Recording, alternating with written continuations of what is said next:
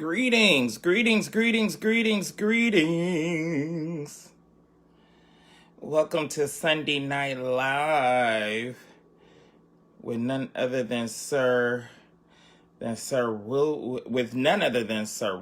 How about that? Hey, Jermaine, how are you?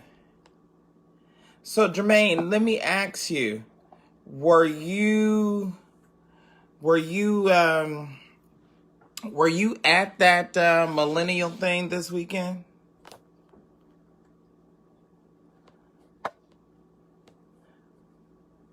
Because I thought I found out about it, I believe, on your page, and I thought you were there.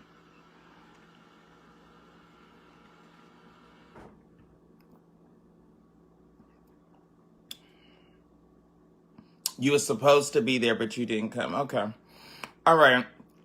All right. Good evening, everyone. You're listening and watching Sunday Night Live. Get on in. Get on in here. Get in. Come on. Hey, where? Hey.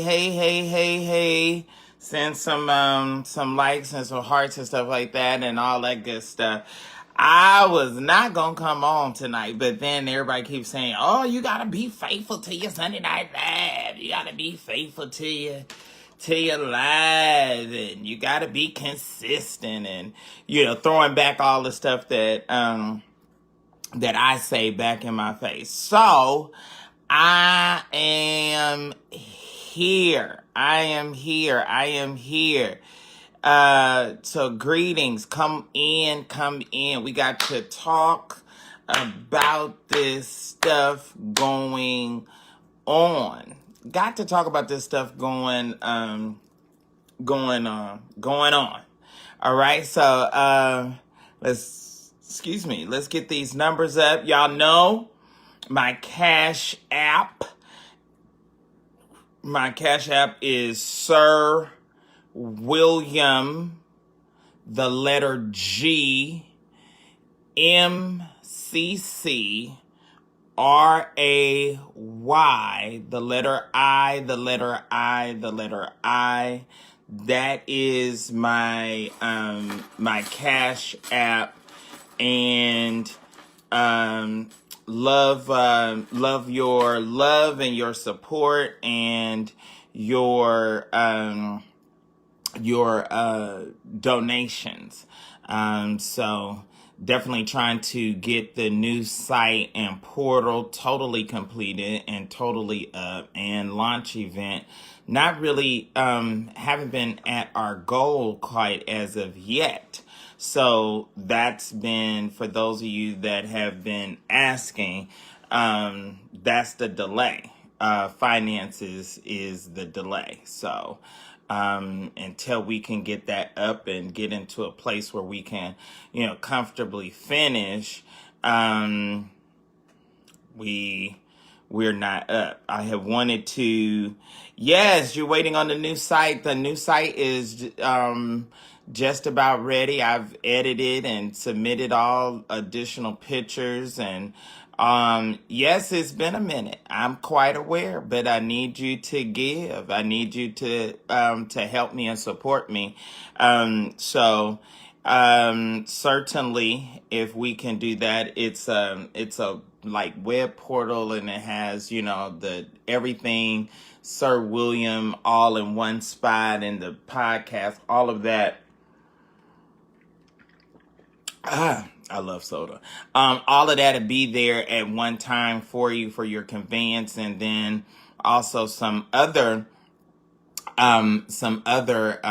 just hot items and fun things that it will also be on there for you to be able to interact and participate and all of that. So if you be so kind to Cash App Sir William G. McCrae III, we can go on and make it happen. I really want to, you all, I really, and then my birthday is coming too. I really wanted it up before my birthday. So if not up before my birthday, at least definitely by my birthday, which is December the 15th. I really, that really would be my heart's desire. So I'm hoping that that can happen, and hoping that you all will, assist me in making that happen. If not, we'll continue like this, or maybe just, something different or what have you. So I'm not totally sure. Or maybe, I don't know, maybe they don't want a site. Maybe we don't need a site. So I don't know. So I just got to, see how it goes, and, be able to determine from there just what direction to go in. I know a lot of people, and some people that also blog, and was telling me, well, you don't really need a site. A lot of people just do their stuff with Facebook posts, and stuff like that. And I don't like the whole idea of, a outside entity being able to control my content, or say this is something you can put up, this is not something you can put up, or sending you a little message saying, oh, you got to take this down. I want my site and me to be in control, and I can put up, if it's a sex tape, then it's a sex tape. It's just what it is, and I'm just gonna put it up and let my readers and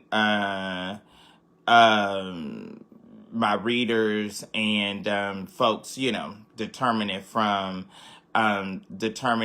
there, and what have you. So is your mama okay? That's what I want to say. Is your mom is your I'm here for it tonight. I am here for it tonight.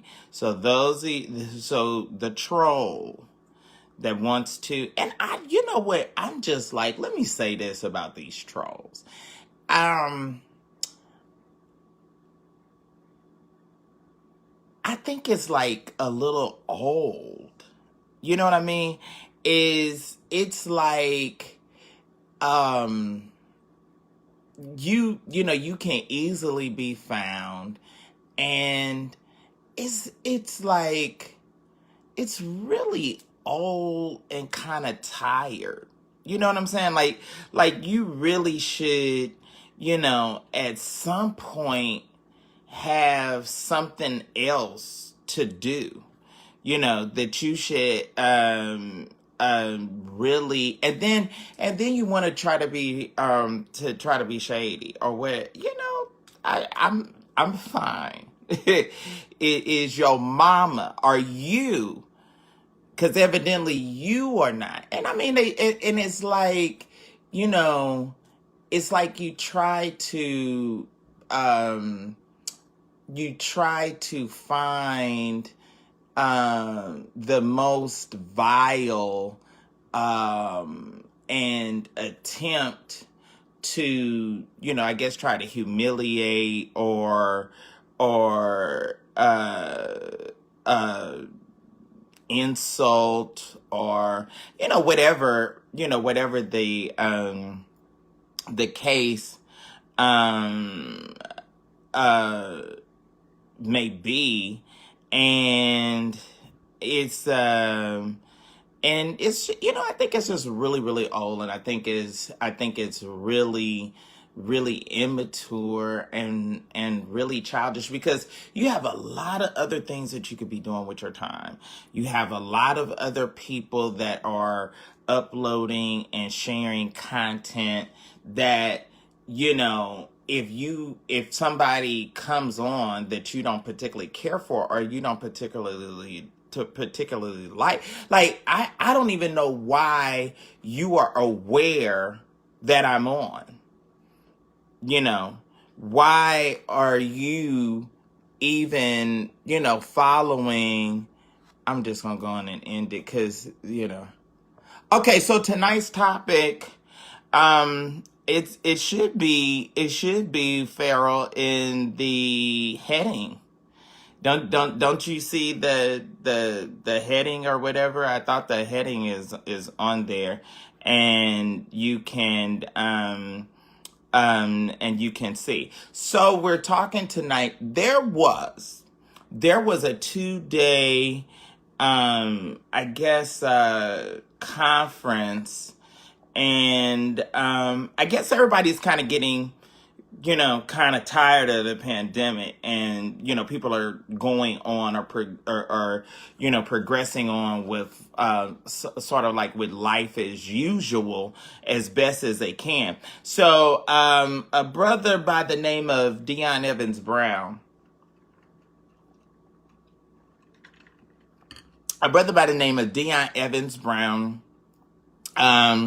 young preacher, says that he's a prophet, says that he's a seer, and he had a 2-day shindig in Atlanta, and for millennial prophets. And so I guess the theme and the idea was that, and what I got because I went over there, it seems to me that, I don't know. I guess because I might be on the cusp. I'm not sure if I'm, totally a millennial now. But it's like they want and have the sound or try to mimic the sound of the old church, but do not want the rules and the regulations and the constrictions to living holy and being set apart. Like, we don't want that part, but we want the sound and the bump, and what that church did, but not the sacrifice. So let me tell you what happened.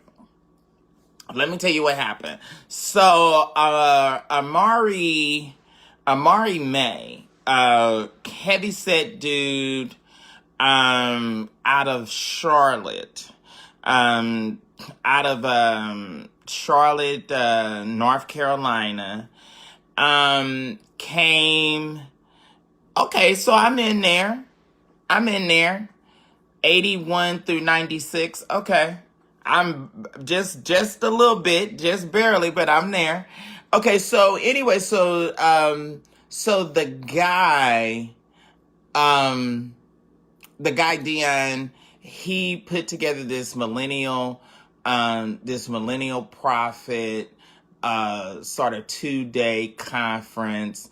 And I don't know if they were supposed to like get training or, just, the full gist of, what was supposed to happen. So, but on Saturday afternoon, they had a panel discussion.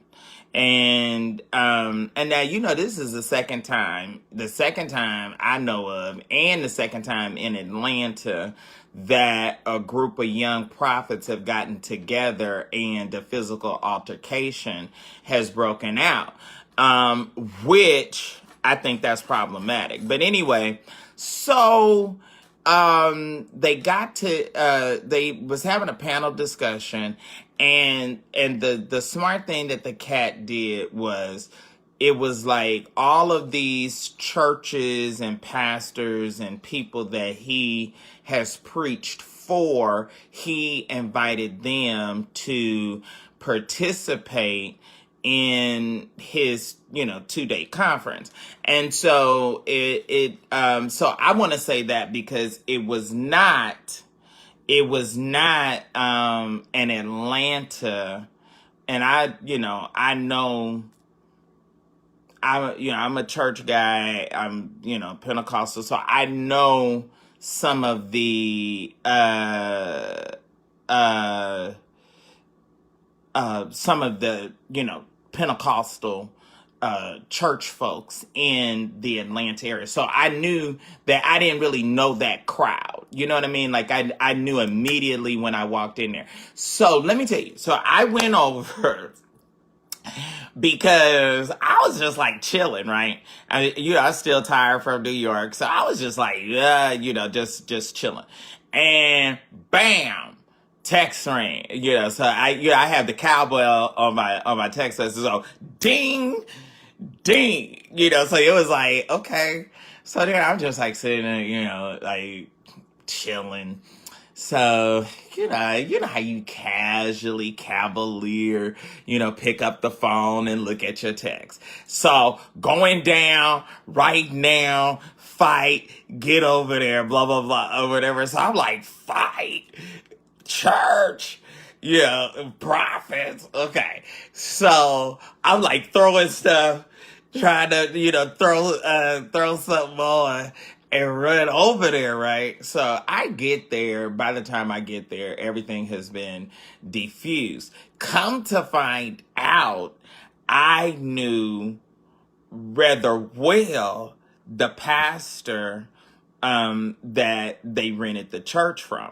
So anyway, so one of his adjutants or somebody was, cause I was like coming in the door and, I'm kind of like looking around, like where they at or whatever. And so by that time, it was pretty much cleared out. So then the adjutant tells the pastor, it's a cat here by the name of William McCrae that would like to speak to you. And so he was like, oh, William McCrae, yeah, bring him on back here. So then I was like, what's up, bro? And so then it was like, I was going to get the inside of the inside deal of what went down. So he was like, man, when Culture Brothers get together, it was like, man, it was a mess. I was getting ready to shut it down, blah, blah, blah. So he told me the full story. So, for whatever reason, I guess Dion Evans, Brown lives in North Carolina, lives in Charlotte. Now, why in the world would he pick Amiri Ame or whatever, however you say? I don't even care how you say this guy's name, but why would he pick the dude? Now, that's the same guy. I don't know if y'all remember, it was about maybe a year ago. Maybe a year ago.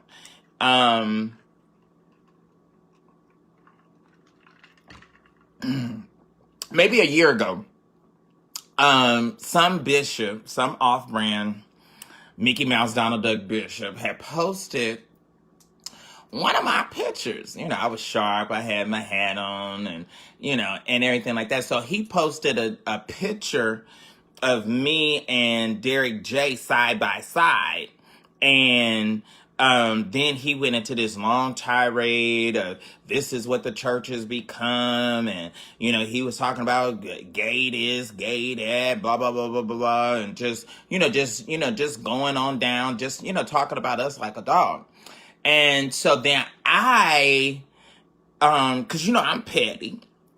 And so I posted his picture And then I ran down what I thought about him being fat, what I thought about him being dark, what I thought about him being ugly, what I thought about him looking like a monster, what I thought about his kids, what I thought about his wife, and I just, I ran it down. So, so anyway, I got from someone that is a Church of God in Christ bishop, I got, his number, and I oh, okay, all right, thank you, Marcia, thank you, thank you. Well, why don't you post a picture so we can see what you look like? How about that? So anyway, so um, so I posted that. So we talked or whatever, and I was like, dude, um, you don't you can make your point, but you don't have to necessarily use, like my picture to do that. I said I'm not using your pictures or talking about you. And then I said, why are you offended because I responded to what you did to me and how you used, my picture and how I thought that was disrespectful. But now you want to have some kind of attitude or feel some kind of way because I did the same thing to you, or I did the same thing to you. Um, uh, and going to block you here. How about that? Praise God. I thank God for the block ministry. You don't have to tolerate stuff. I don't know why. Well, anyway, I'm not gonna get caught off on that. So anyway, so come to find out, that's the guy that Dion Evans Brown got to moderate.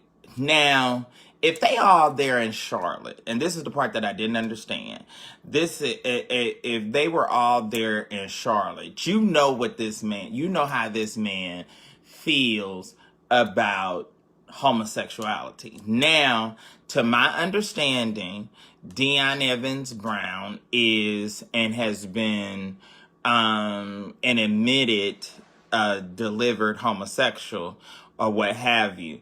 And so a lot of the guys that follow his ministry, okay,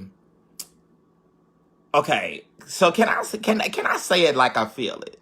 Can I really say, or can I really talk about, let me ask you this. Can I talk about this subject the way that I really feel it, or do I need to talk about it in a way that y'all are going to feel, I guess politically correct about, or can you just, talk about it? I mean, y'all let me know, because I can't, either way, I can go politically correct style, or I can dub deep. And so, what, and I'll drink to that. Okay, so, as I wait for some responses, so it was like, okay, so by him, I guess being gay or having been gay or struggling with homosexuality, as he says, a lot of his following was, gay, church sissies. I mean, just to put it mildly, just a lot of guys that like to go to church, but he's gay, I mean, you could just go through the line and it was them. And then, the typical, the typical Pentecostal chick. You know, you had a couple of real fly chicks, one that had a blonde 26-inch weave and little fur jacket on. You know, she was fly. But it was that typical, uh, small storefront kind of, churchy crowd. You know, um, a lot of plus size women, you know,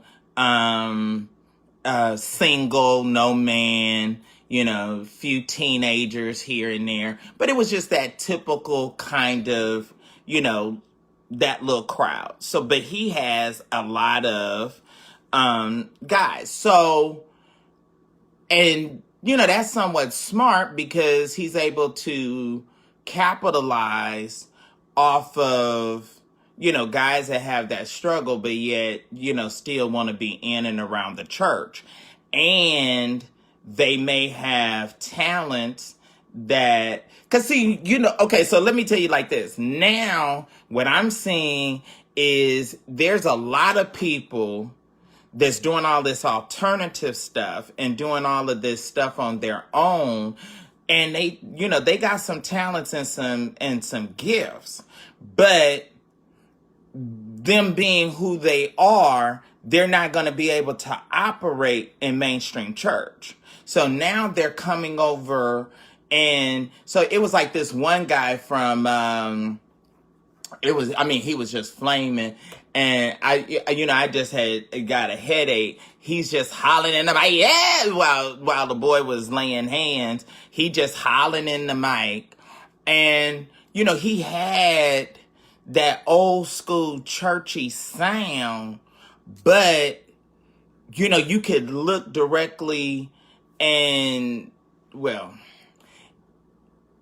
you also knew that there were some struggles there. So I could see that probably mainstream. So a lot of these people are capitalizing off of people that can sing, have talents, have gifts that mainstream church is not going to necessarily use. But you can come over here and imitate the sound of that experience, and then still be, who you are or whatever, and be unapologetic about it. Does that make sense what I'm saying? So that was the crowd. So anyway, the guy, so they said that they did the panel discussion or whatever, and the man that that he got from Charlotte was the facilitator, and so he went at some point in the panel discussion, because it was about maybe 10 to 20 millennial prophets that was a part of this panel discussion or whatever, and they was all sit on the platform, and he was down on the floor with the mic or whatever. And so he was facilitating, and so what I was told, that at one point he went left, and was, just went into this, this kind of tirade about, millennials and the whole, behavior and sexuality thing. And they said just really got very, very, very dogmatic and condemning. And so at one point, Yolanda, who is Dion's sister, she interjected and somehow got the mic and, went into telling him in the audience that, that he was creating division, and he was, very hurtful, because, he said some very, very, ugly things, almost directly about Deion Evans Brown, so much to the point, um, uh, that so much to the point that he um uh um so much to the point that Deion Evans Brown ran out, actually crying, about the incident, and just like, was really hurt by a lot of the stuff that the guy said. Now, my thing is, you know who you are inviting. And it's almost a conflict on both sides, because the one thing of it is, why would you invite somebody that you already know has a history and of this kind of behavior? Then two, if you didn't know, why didn't you vet them to find out just where they are on things? You know what I'm saying? Like, you don't just come uh uh to a person, or you just don't invite a person to come to your event, and you don't know who they are and what's going on with them, or where their stance is. You listen to some of their stuff, you research them. And so that's one. And then two, I think it was kind of foul, for the man to come from Charlotte to Atlanta to berate the guy. It was almost like, the way the pastor described it to me, it was almost like, he came with that intention to really dog the guy out. So it got heated, and it got to the point now, and this is the thing that is really problematic. So the guy Dion runs out, he's crying or whatever. So a lot of the guys that were some of the millennial prophets, and some of the people in attendance that are friends with Dion, they went out and they got aggressive, and was kind of like confronting Amiri, or however you say his name, and almost got to the point where it was going to get physical. And so he, to my understanding, I think lifted up his shirt or something, but he allowed them to see that he had a gun. And, it was just like, the drama was just peeling back like an onion. So now you have somebody that is supposed to be a bishop, somebody that's supposed to be a pastor, that has been invited by a group of young church people, because they're already, we already know that they're millennials.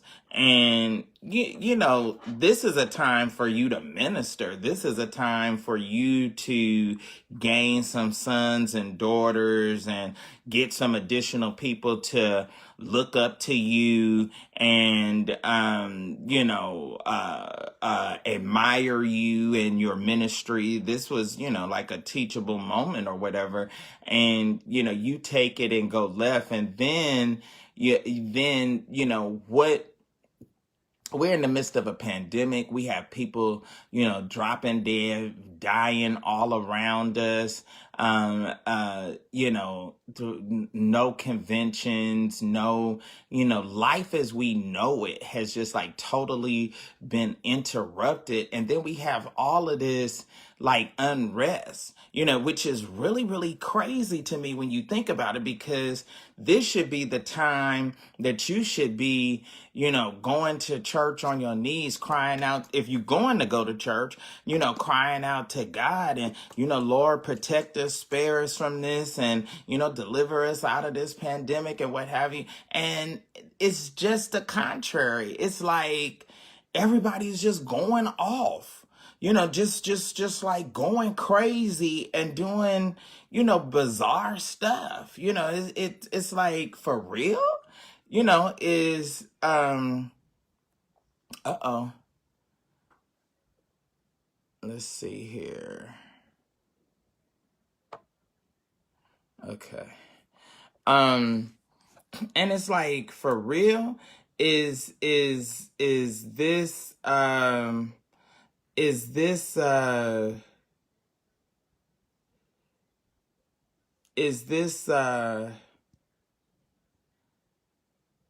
okay. Is this really for real? Is this stuff, really, really happening? So anyway, that was the gist. So I went over, I talked to the pastor, and then I went back for the Saturday night, for the Saturday night service. It was a decent service. Not much. He closed it out. Not a lot of preaching. Did a lot of shouting, a lot of praying for people, and laying on the hands and stuff. So it was interesting. But yeah, so that's what went down in Atlanta. Not totally or completely a total, not a total and complete fight, but certainly it was quickly escalating to that level. Now, I asked him about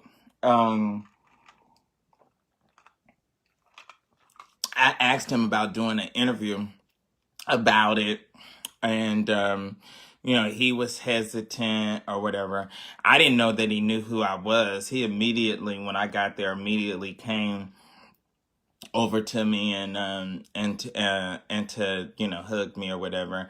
But that's pretty much the gist of it. I just, it is so, I don't know. The whole church thing is just like, it is so funny because, uh, I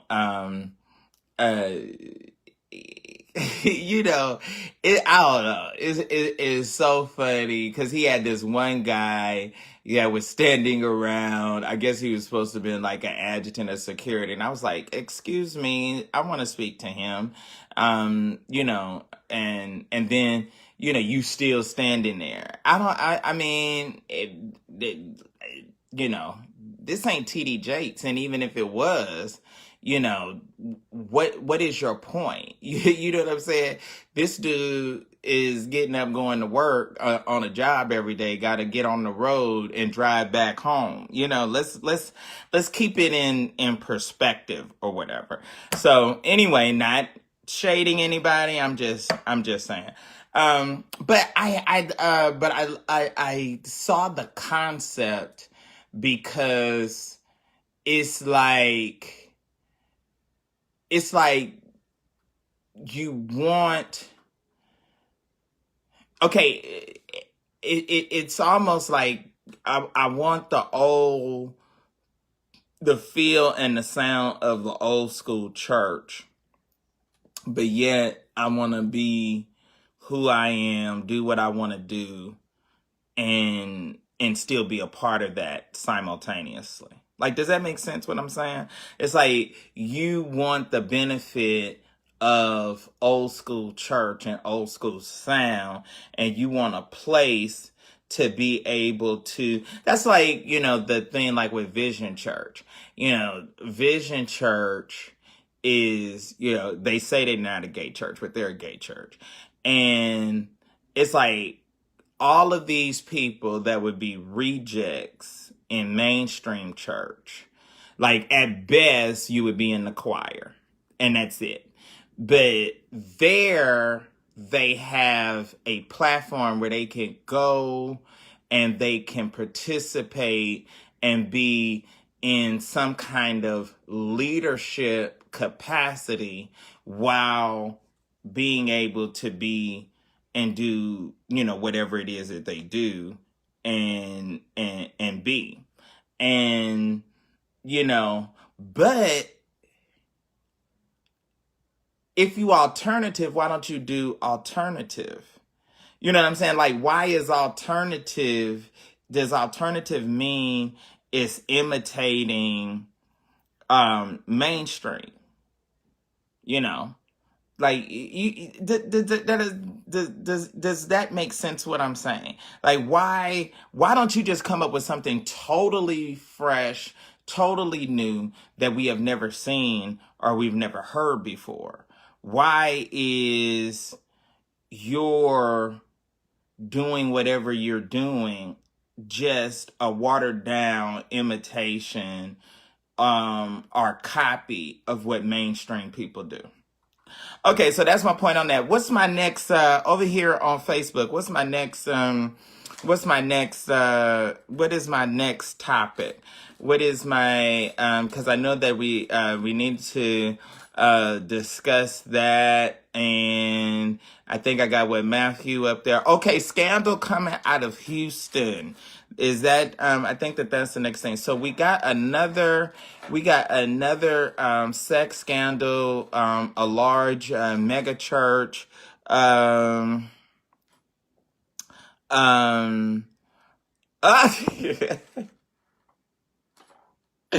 Here we go. Oh my God. Uh-oh. Okay. So other churches have more gays than we do. So they're, okay. I will give you that. But what I'm saying is let me ask you this. Why does people from Vision Church get offended when you say or refer to Vision Church as being a gay church? You're not a regular church. You may mentally and emotionally want to think that, but no mainstream church in America has a pastor that is married to a man and it not be a gay church. Okay, so it's a gay church that is open to everybody or to people of all persuasions, but it is very much a gay church, and that's very apparent when you go there. It permeates the whole entire experience immediately.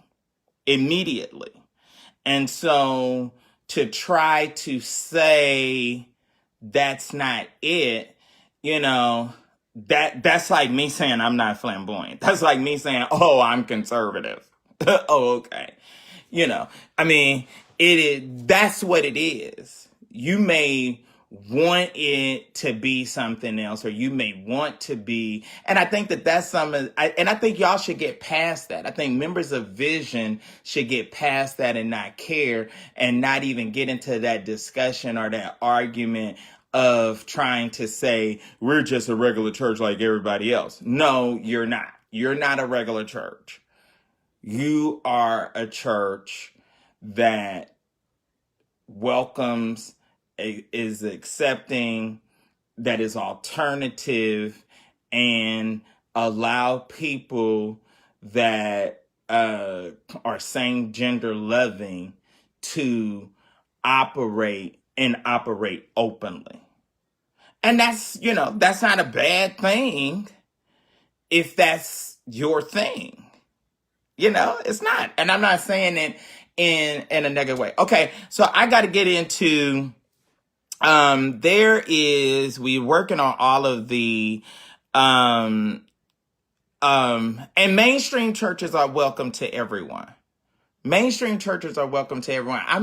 When I say you're a gay church, I'm not saying that you're excluding heterosexual people. I'm not saying that. I'm saying that you are, that's just like the gay club. I'm sure gay people or the people at the gay club, it will allow straight people to come in if they gonna pay their door fee or whatever and come in. So it's not, you know what I'm saying? It's not like you're excluding anybody. But, your pastor's married to a man. You got women married to women. And you're very, you're very open. And I'm not saying anything negative. I'm not saying nothing negative.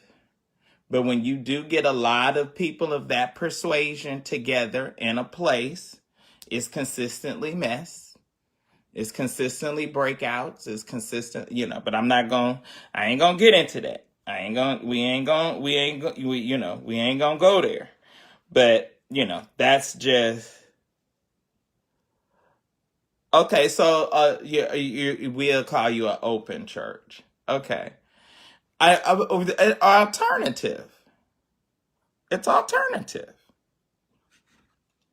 And that's not bad. It's an alternative to mainstream. It's a new option. It's another option to, what is alternative. So I just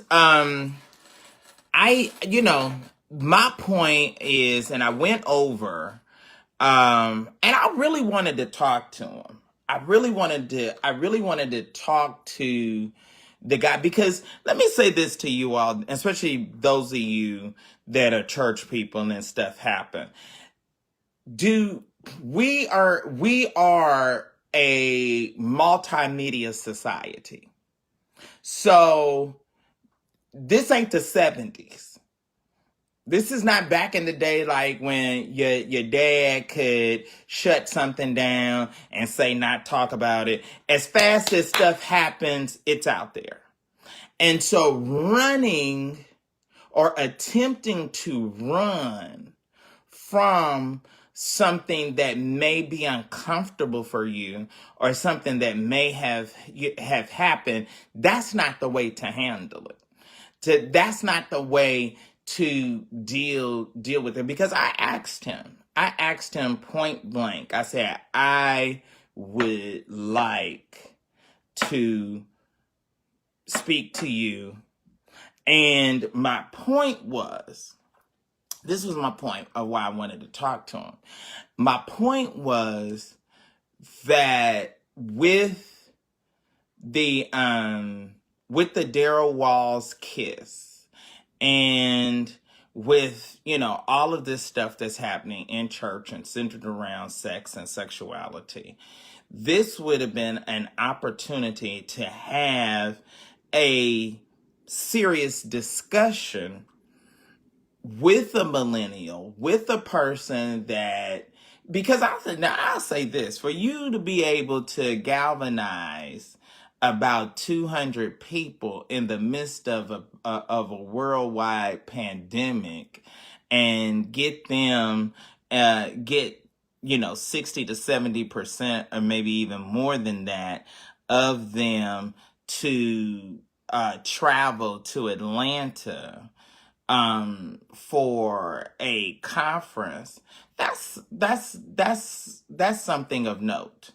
That's something that is like, okay, that deserves to be appreciated, and celebrated for who he is, and that he has that ability to influence a group of people, but avoiding that some ignorant person that you invited moved you to tears or hurt your feelings, and it's going viral and people are talking about it and you don't want to respond to it. That is not, you know what I'm saying? That's not the response, because it's out there. It's out there. They're talking about it, all over the country. People that was not, I live in Atlanta and didn't even know that it was going on. And people as far away as New York and Florida, was contacting me, telling me, that it happened. And so, I don't know. And then you get to this idea, well, I got a team. You got a team for what? What you got a team for? You know what I'm saying? And we can get excited. And I was like, okay, you're saying that you're millennial and you're new and this is the way we do. But it's not new. You're just young, imitating what the old folks have done. That's all. You running around with an adjutant and an assistant and this and that and what have you, and everybody gonna go back to their apartment, or whatever. But you're imitating. You're saying that we're young and that we're new. So if you're young and you're new and you're a millennial, let's offer something that is not a watered down imitation of what old people did. Let's come up with a fresh, new concept. Don't do praise and worship at the beginning of the service. Come out, preach first, sing in the middle, do praise and worship at the end. Do something totally off the charts different. Y'all feel me? Okay, so anyway, we got another